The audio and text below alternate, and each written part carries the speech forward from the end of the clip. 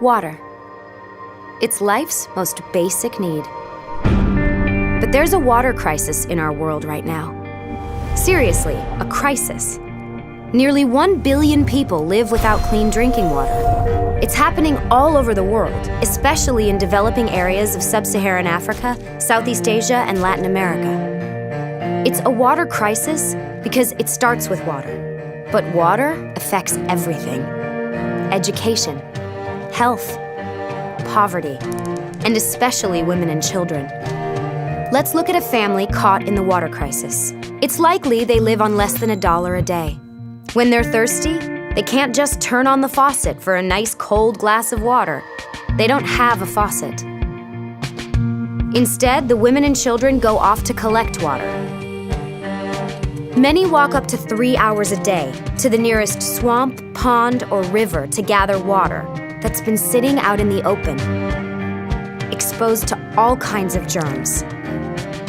Time spent gathering water is time they can't spend learning to read, write, earn an income, or take care of their family. Some women in sub-Saharan Africa spend more time collecting water than any other activity they do in the day. And the walk isn't just hard, it's dangerous. The women are alone and burdened with 40 pounds of water. Many get hurt. Sometimes they're even attacked. When they make it home, the little water they've collected isn't clean. Some families know their water is contaminated with germs that cause diarrhea, dehydration, even death. But what choice do they have? Kids, especially babies, are affected most by these germs. About every 19 seconds, a mother loses one of her children to a water-related illness. And each day, almost 1 billion people are living this way. Cities that could run out of drinking water. Stop wasting water. No, seriously.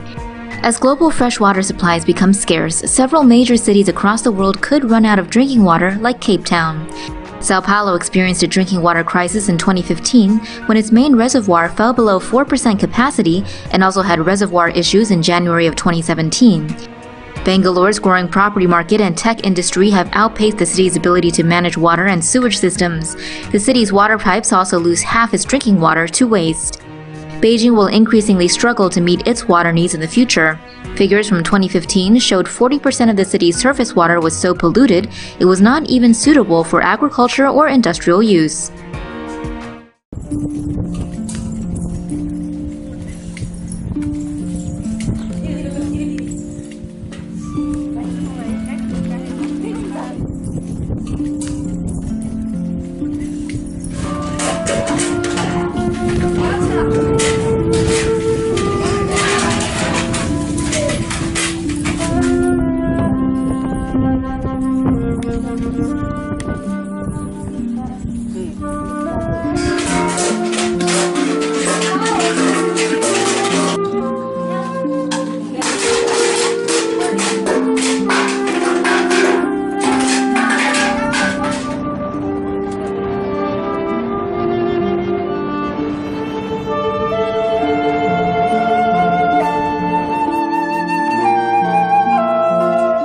Parts of Metro Manila grappling with water shortage since the weekend. Water concessionaires have pinned the blame on insufficient supply, but an international development agency fears the water crisis hounding the country may worsen due to climate change. Oxfam Philippines now calls on the government to have a concrete plan in addressing the problem.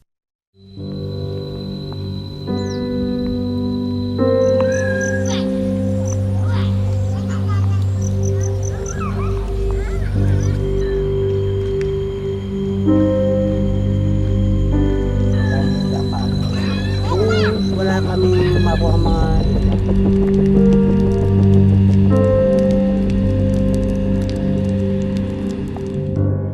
In order to enlighten us about the problems here in Pampanga, we conducted the following interviews.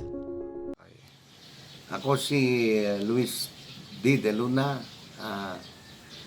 Aka Laydon, nakatira sa 594 Purok 5, Barangay Pampanga, Angeles City. Ako po ay kasalukuyang barangay captain ng Pampang at 61 years old. 61, 62. O 62. Ay, 63. Since birth. Dito na ako sa Pampang. Unang tanong po, ano po yung main source ng tubig dito sa Pampang? Ang main source natin dito is actually may around 60% siguro is from Angeles Water District. And then mayroon tayong purok na hindi pa rin naabot ng supply. So, ang ginagamit nila is unpump. Siguro yung purok 4B, 5B, tsaka yung part ng 6B.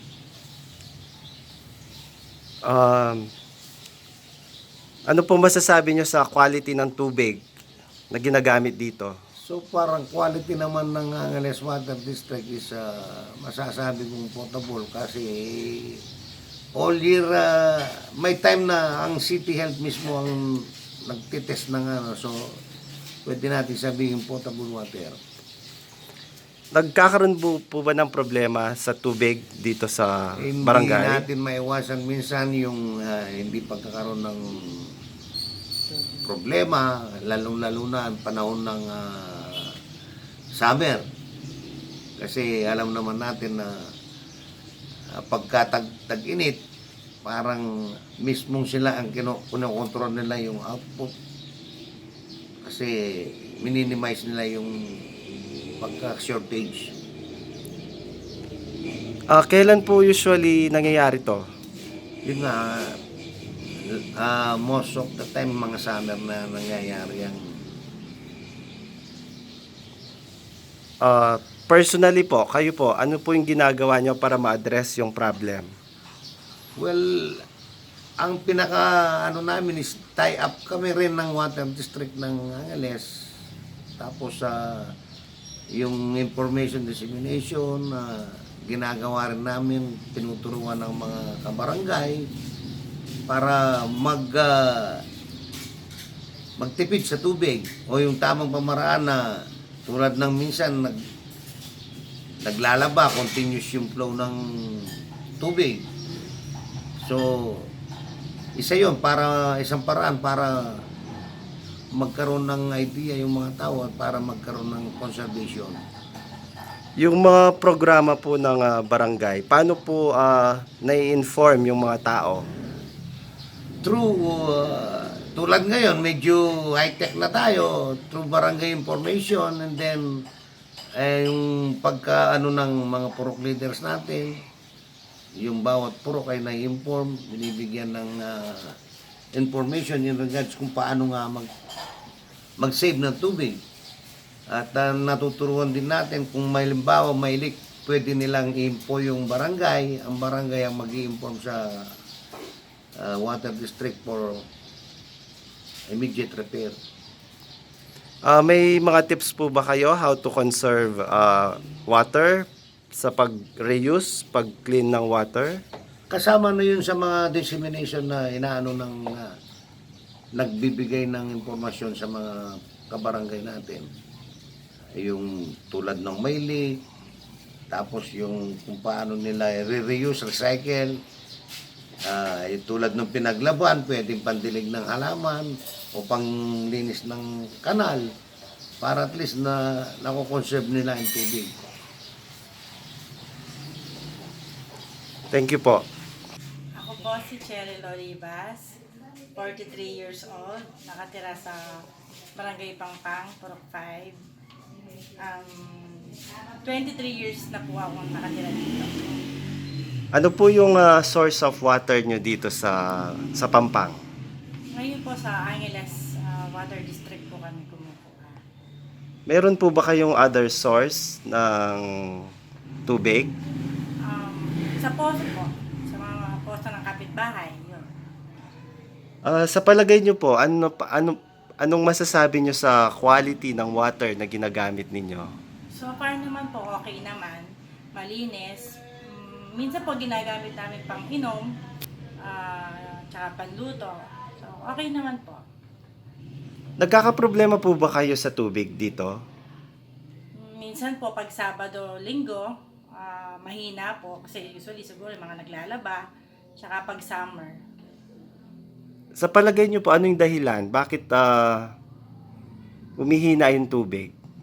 Siguro po sila mismo rin medyo kinokontrol nila at tsaka dahil din siguro sa nature na natin, yung sobrang init, kaya maano na rin yung tubig natin. Personally po, ano po yung ginagawa nyo para ma-solve yung ganitong klaseng problema sa tubig?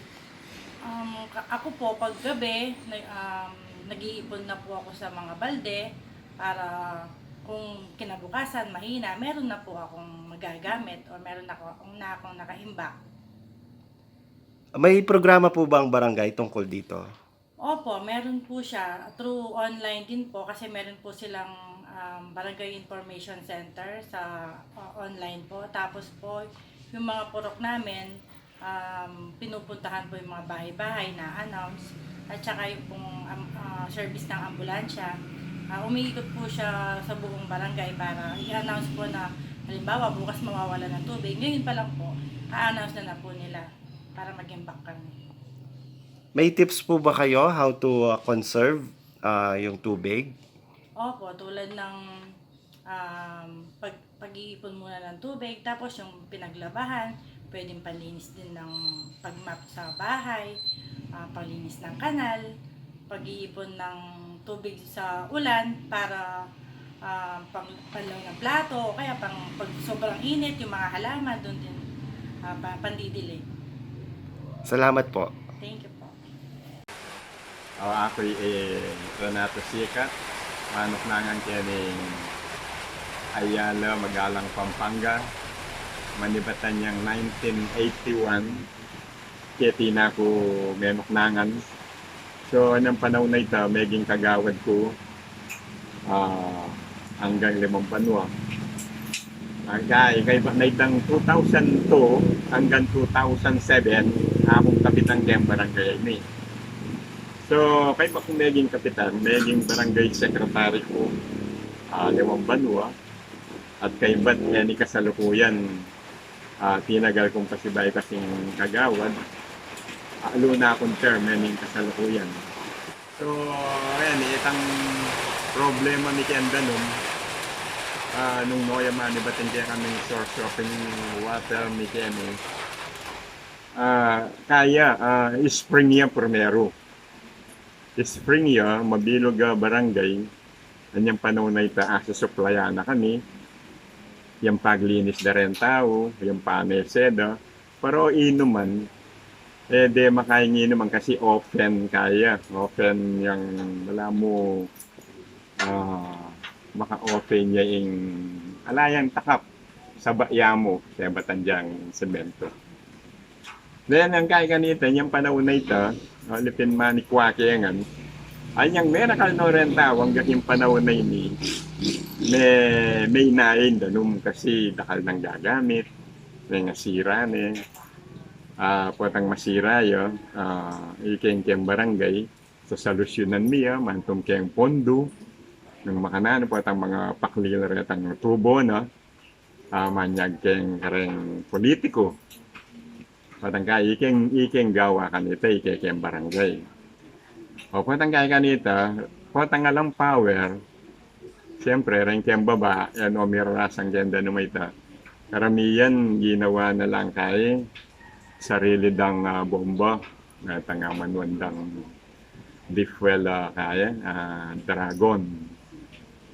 Kay bat, deng medyo agyo-agyo may mga bilang antimong jetmatic. Ayang gagamitan da sa lukuyan. At potang alam power, siyempre, ing matik, yan ewan gumana, mantong kaya karatang manwandang bubomban, natang drago na manwanda. Makanya niya yung kaya na nindanong ni Iketi, yung barangay Ayala. Simula 10 taon yata mahigit pa, 10 taon. Ngayon ko lang na ang tubig na ganito kalaki yung bumaba. But what can be done to address our water challenges? Innovative companies are developing solutions that can help alleviate water scarcity, enhance the quality of water, and enable the more efficient use of this precious resource. For example, agriculture accounts for 70% of total water consumption, depleting groundwater resources in some regions. By adopting technologies such as micro-drip irrigation, farmers can significantly reduce the amount of water used to grow their crops by up to 70 to 80%. The water crisis is solvable. There are solutions. Some are brand new and innovative, like water filtration systems. Some are age-old, like drilled or hand-dug wells. These solutions bring clean water much closer to the people who need it. A safe water project near a village restores hours each day to a person's life. This time, it's opportunity. It's freedom to go to school and get an education, to work or start a business, to raise a family. Africa alone could save 40 billion hours each year. That's the entire annual workforce of France. Clean water means less disease. That's less money spent on medicine, which means more money for books and school uniforms. And if the water project is built near a school, it can increase attendance, especially among young girls. The water crisis is vast, but we can solve it. Just $20 can provide one person with access to a clean water project in their village. And this will mean more than clean water. Because water changes everything.